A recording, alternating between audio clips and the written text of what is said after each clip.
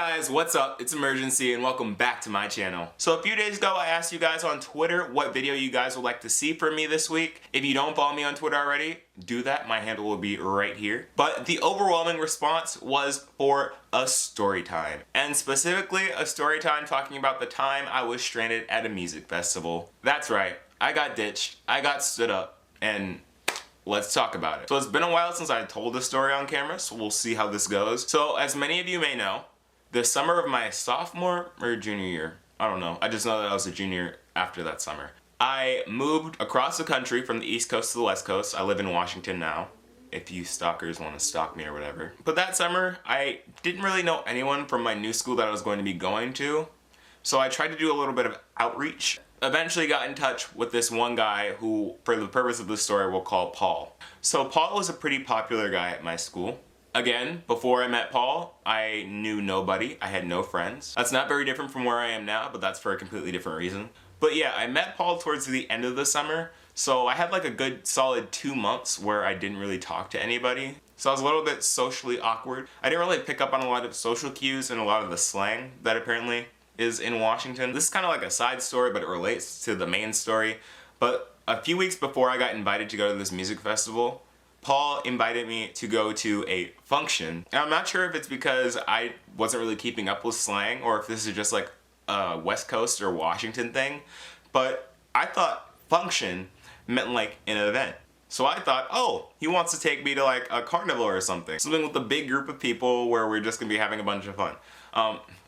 Kind of, but no. For those of you who don't know, function is slang for party, and your boy doesn't party. And I especially don't party when I don't know that I'm going to a party. So that first encounter with Paul was pretty awkward and kind of like set off some red flags in my head that, maybe I should have some more common sense when I'm hanging out with Paul. But of course, this wouldn't be a story time if red flags weren't ignored. I decided to hang out with Paul again because Paul invited me to go to this music festival called Bumbershoot. For those of you who don't know, Bumbershoot is like the one big music festival that the Seattle area has where they have like the really big name artists. The year I went, the featured performers were like, I think either Tiger or YG, I can't remember which one, sorry. Tyler the Creator, Bryson Tiller, and Fetty Wap. It was a pretty good lineup at the time. I really wanted to go. And yeah, Paul was telling me that a whole bunch of people from our school were gonna be there, so it'd be a good chance for me to meet them and listen to music and just like have a good teenage time. So of course I was down. I paid money for the ticket, and come September I was all for Bumbershoot. I was like, woo!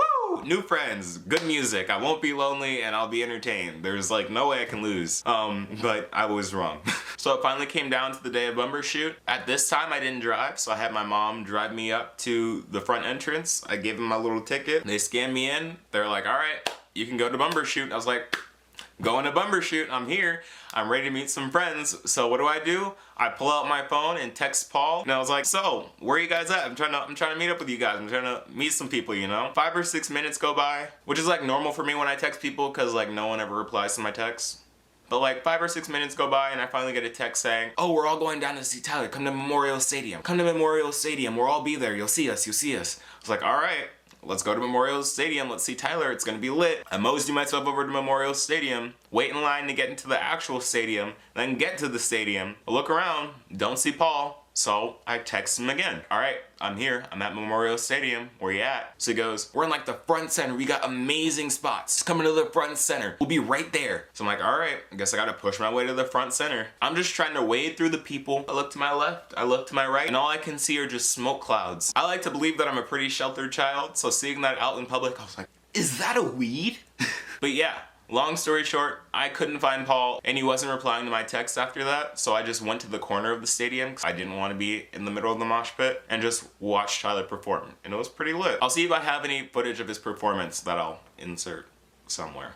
So then Tyler finishes performing, so I think to myself, alright, Paul probably just turned off his phone so he can enjoy the performance or whatever. He'll probably be on his phone now when he's in transition for the next performance. Let me just text him again. So I text Paul again. 10 minutes go by, no response. Another 10 minutes go by, still no response.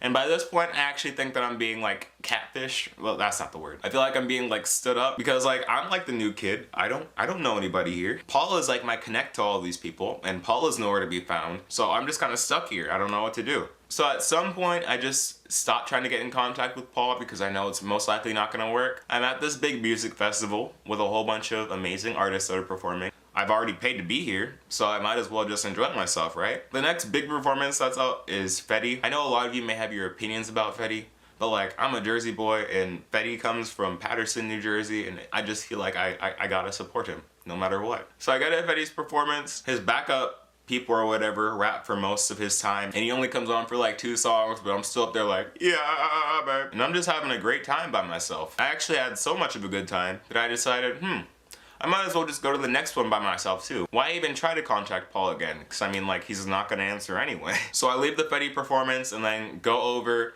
to the Bryson Tiller performance, because literally everyone at Bumbershoot was hyping up this performance, and I wanted to see what it was about, because like, I had heard Bryson Tiller before, but I'd never like listened to him like that. So I get to the Bryson Tiller performance. I get a seat up on some of the, how do I explain this? There's like the main floor thing where like everyone stands and like does like the mosh pit and all that. You know how there's like the stands above that?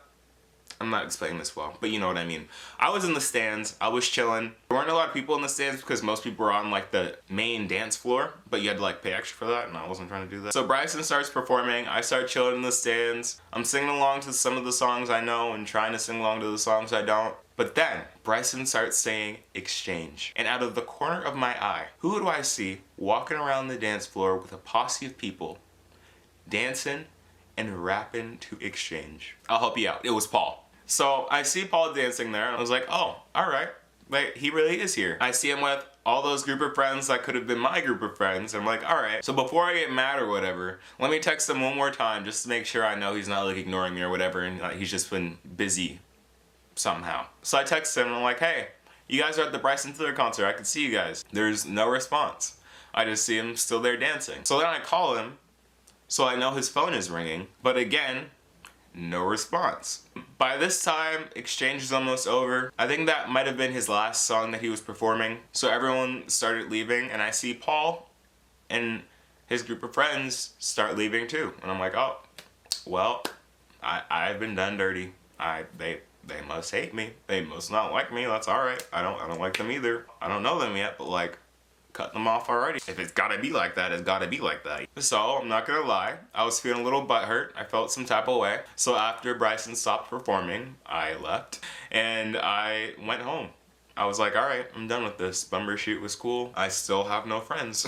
So that entire night, I'm like scheming. I was like, all right, when I see Paul at school, what am I gonna say? How am I gonna call him out? How am I gonna roast him? How am I gonna flame him? I'm like running the scenarios through my head, already concocting some beef up, and I haven't even stepped foot on the school yet. But then I get a text. I look at my phone, I'm like, oh, it's from Paul. And apparently, the reason why Paul didn't reply to any of my texts after telling me they were going to go see Tyler was that Paul and a few of his friends actually got their phones and a whole bunch of other stuff stolen from them. So there's no way that Paul could have texted me because his phone was in the possession of a stranger. So there's that. So after that, I couldn't really be mad at Paul. But yeah, that's the story of how I was stood up at a music festival. Paul, if you're watching this right now, I'm sorry that I was almost beefy with you. There's no hard feelings now, I promise. If you enjoyed this video, let me know by leaving a big thumbs up. Tell me what you'd like to see next from me down in the comments below. If you're new to the channel, welcome. Feel free to subscribe to see more content from me in the future. Also, if you haven't already, turn on my post notifications so you never miss an upload. As I said before, follow me on Twitter for like behind the scenes content at Imurgency with 2 eyes. But other than that,